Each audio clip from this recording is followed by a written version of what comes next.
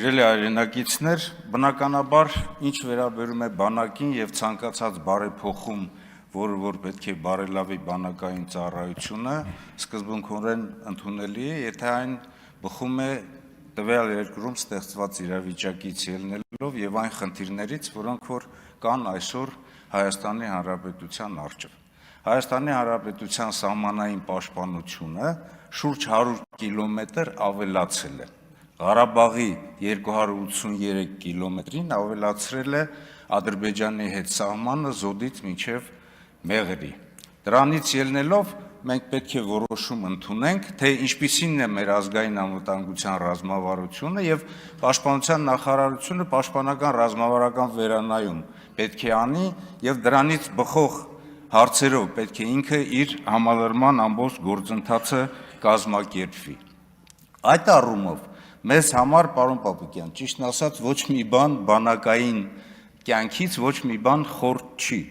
եւ բարեփոխումները, եւ զորակոչային ծառայության բարելավումը, եւ մրցակցության կազմակերպումը, եւ նաեւ ատեստացիան եւ իհարկե նաեւ դասային աստիճանների շնորհումը, բայց այս ամենը պետք է բխի մեր մարտական խնդիրներից։ Այսօր մենք տեսնում ենք, որ բանակում սահմանային ծառայության մեջ ընդգրկված են բավականին մեծ քանակությամբ եւ զորահավաք եւ նաեւ երկրապահներ, իսկ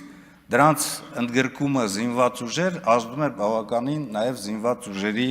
կարգապահության վրա։ Այստեղ խոսքը ոչ թե սահմանային պաշտպանությունն է, այլ ընդհանուր մարտական խնդրի կատարումը, իսկ մարտական խնդիրը դա մեր երկրի արժեվ դրված խնդիրները զինված ուժերի կիրառման պլանի հետ համաձայն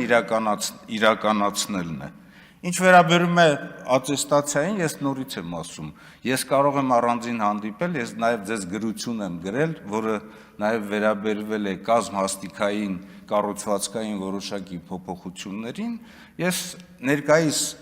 ճակերտներով եմ ասում, առանց վիրավորելու,